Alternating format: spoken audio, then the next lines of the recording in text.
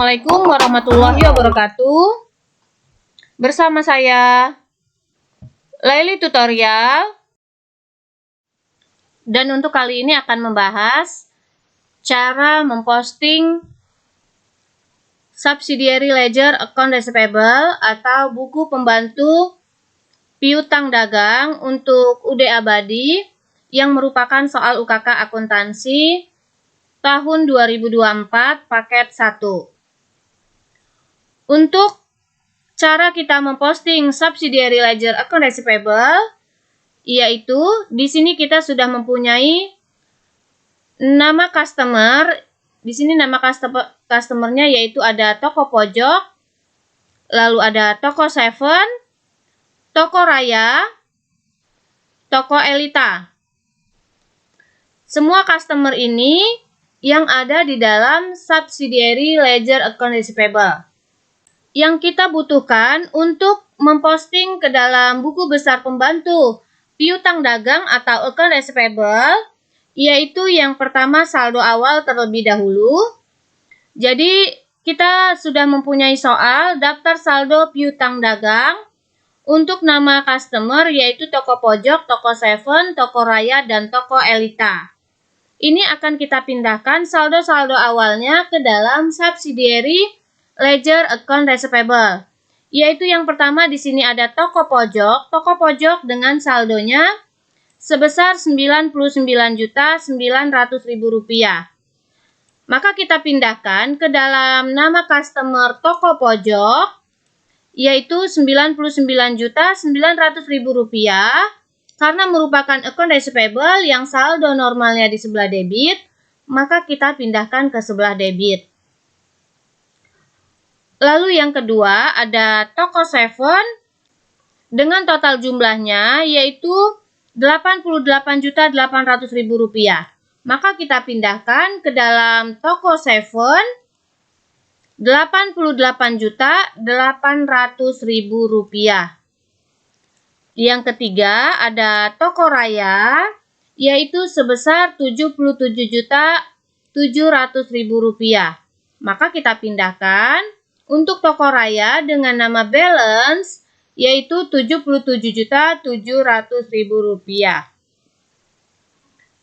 Dan yang terakhir ada toko Elita yaitu sebesar Rp99.900.000. Maka kita pindahkan ke dalam toko Elita yaitu Rp99.900.000. Selesai semua, kita pindahkan saldo piutang dagang atau saldo awal piutang dagang ke dalam Subsidiary Ledger Account Receivable. Berikutnya kita akan posting jurnal khususnya. Yang diposting ke dalam jurnal khususnya yaitu ada Sales Journal, lalu ada General Journal yang berkaitan dengan Account Receivable, dan ada Cash Receipt Journal yang berkaitan dengan Account Receivable.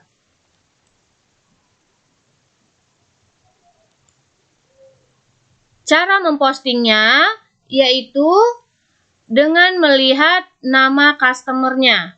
Apabila ada di sebelah debit, maka kita posting di sebelah debit. Yang diambil akunnya yaitu account receivable-nya. Jadi yang diambil data dari account receivable-nya. Apabila ada di sebelah debit, kita pindahkan ke sebelah debit. Dan apabila account receivable-nya ada di sebelah kredit, maka kita posting ke sebelah kredit. Kita mulai yang pertama, di sini ada toko pojok untuk tanggal 11. Yaitu kita ambil account receivable-nya sebesar Rp170.775.000 di sebelah debit. Maka kita ke customer toko pojok, tanggal 11 diambil dari sales journal di sebelah debit dengan posting angka yang sama. Kita lihat di berikutnya yaitu ada di tanggal 12 toko Seven sebesar Rp304.725.000. Maka kita pindahkan ke toko 7 dengan tanggal yang sama, yaitu tanggal 12. Di sebelah debit totalnya yang sama. Lalu berikutnya ada toko raya. Sebesar Rp134.200.000. Di sebelah debit, maka kita posting untuk toko raya. Di sebelah debit, diambil dari sales jurnal, maka kita posting juga di sebelah debit. Lalu berikutnya ada toko Elita. Sebesar Rp201.800.000. Maka kita masuk ke customer toko Elita tanggal 17 di sebelah debit dengan total yang sama. Selesai semua di sales jurnal, kita masuk ke general journal. Di dalam general journal ini kita cari yang ada account receivable-nya. Yaitu di sini transaksi tanggal 18. Account receivable-nya ada di sebelah kredit sebesar Rp26.640.000 untuk toko Elita. Berarti kita posting ke dalam subsidiary ledger account receivable untuk nama customer-nya yaitu toko Elita. Tanggal kita isi tanggal 18 diambil dari general journal, account receivable di sebelah kredit. Maka kita posting di sebelah kredit dengan angka yang sama. Selesai di general journal, kita masuk ke cash receipt journal. Di cash receipt journal ini sama, yang diambil yaitu account receivable-nya. Jadi kolom account receivable-nya di sini ada di sebelah kredit account receivable. Yang pertama di tanggal 15 untuk toko pojok sebesar Rp190 juta. Maka kita masuk ke toko pojok tanggal 15 diambil dari cash receipt journal. Karena di sebelah kredit, maka kita posting di sebelah kredit. Lalu berikutnya di toko 7 sebesar Rp350 juta. Maka kita ke customer toko 7 sama di posting dari tanggal 17, diambil dari cash receipt journal lalu di sebelah kredit. Lalu berikutnya ada toko raya Rp190 juta. Maka kita ke toko raya tanggal 20 diambil dari cash receipt journal di sebelah kredit. Yang terakhir ada toko Elita sebesar Rp175.160.000. Maka kita ke customer toko Elita tanggal 20 diambil dari cash receipt journal di sebelah kredit. Setelah selesai kita posting semua, lalu untuk balance kita jumlahkan, yaitu apabila saldo ada di sebelah debit dan transaksi di sebelah debit, maka saldonya menjadi bertambah. Dan sebaliknya, apabila saldo di sebelah debit dan transaksinya di sebelah kredit, maka saldonya menjadi berkurang. Begitu juga untuk customer di toko 7. Debit dengan debit bertambah, debit dengan kredit menjadi berkurang.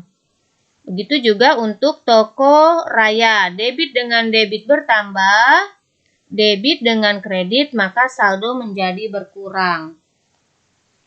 Dan yang terakhir ada toko Elita, debit dengan debit bertambah, debit dengan kredit berkurang, debit dengan kredit menjadi berkurang. Selesai di subsidiary ledger account receivable,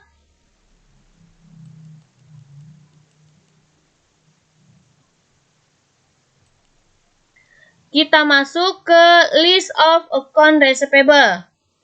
List of account receivable balance ini angkanya kita ambil dari subsidiary ledger account receivable, yaitu saldo-saldo terakhirnya. Yang pertama, list of account receivable balance untuk toko pojok.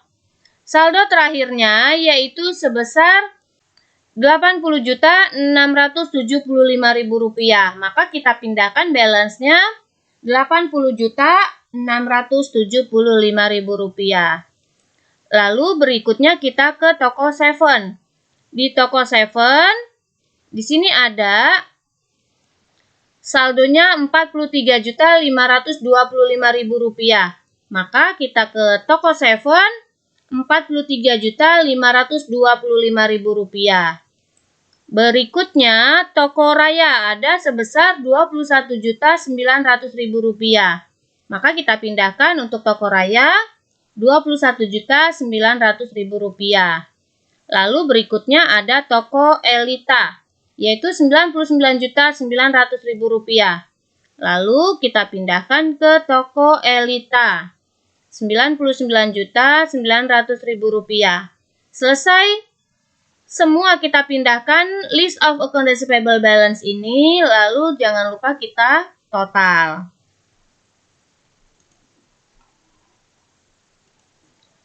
Itulah tadi cara membuat subsidiary ledger account receivable atau posting buku besar pembantu account receivable dan list of account receivable balance pada kasus UD Abadi yang merupakan soal UKK akuntansi tahun 2024 paket 1.